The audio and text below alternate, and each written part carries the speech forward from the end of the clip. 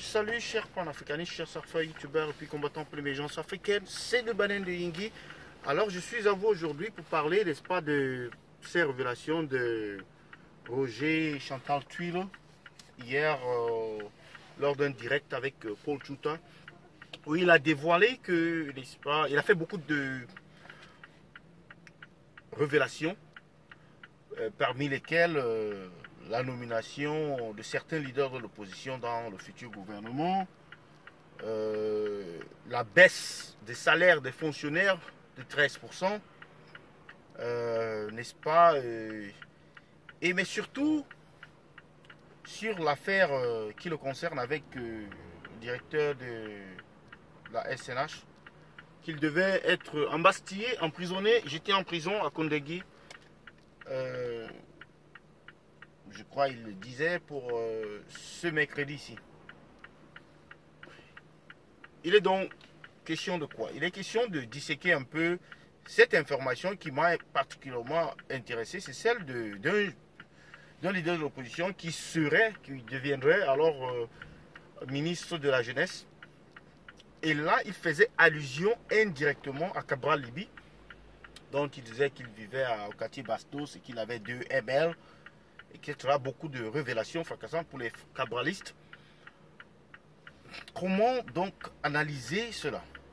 Est-ce donc la confirmation des inquiétudes que les uns et les autres avaient vis-à-vis, n'est-ce pas, de ce candidat de l'opposition? Ou alors simplement, comme le diraient peut-être certains cabralistes, la chasse à l'homme continue. Mais pourquoi? Pourquoi? Alors, moi, ce que je vois dans ces révélations, c'est beaucoup de vérité. Et on ne sera pas surpris de le constater dans les jours et les heures à venir, puisqu'il y aura un remaniement ministériel. Il y a aussi cette indication selon laquelle Joshua aussi serait ou deviendrait le ministre, je ne sais pas quel ministre, j'ai encore oublié. Mais il a clairement indiqué que Joshua aussi, et puis Cabral Libye, seraient des ministres. Et peut-être même Espoir Matomba aussi. Donc voilà le combat que nous menons tous les jours. Nous avons parmi nous des opposants fabriqués, des opposants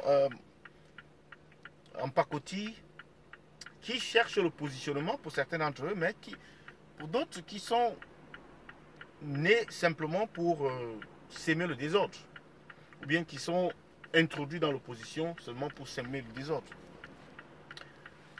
Et aujourd'hui, c'est voilà des gens avec qui il fallait faire, n'est-ce pas, une coalition. Voilà les gens avec qui on demandait de faire une coalition. Mais l'idée de la coalition, c'est une duperie, c'est une mascarade aussi. Parce que même en RDC, où ils ont fait la coalition, vous avez vu, il y a certains qui se sont, n'est-ce pas, retirés de cette coalition en disant qu'ils ne veulent plus en faire partie. Et donc le cabralisme est arrivé jusqu'en RDC. Comment on peut donc comprendre qu'avec cet état de... Donc il est facile de comprendre qu'avec cet état de choses qu'on voit que Cabral Libye soit plutôt intéressé à se présenter aux prochaines élections, plutôt que de voir comment renverser la tendance. Comment est-ce qu'on renverse la tendance avec les mêmes règles?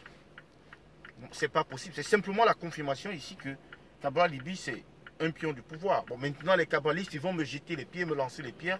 Ça ne va pas changer grand-chose. Mais toujours est-il qu'ils n'ont pas pu sortir une feuille de route qui démontre comment est-ce qu'ils peuvent gagner les élections dans le pays de Paul Biya. Comment est-ce qu'on peut gagner la machine à fraude du RDPC. Personne n'a pu le démontrer du côté de Cabral Libye. C'est seulement dit, ah, allons-y, opération. Oui, mais c'était les mêmes paroles lors des présidentielles. Allons-y, je vais gagner, je suis gagnant, je vous le dis. À l'aube du 7 ou du 8, je serai le président de la République. En tant que président de la République, je ferai ceci, je ferai cela. Il n'en est rien aujourd'hui. Il n'en est rien aujourd'hui, absolument rien aujourd'hui. Donc je laisse ceci à votre appréciation. C'est le Banane de Yingui comme d'habitude. Bonne journée, j'attends vos commentaires.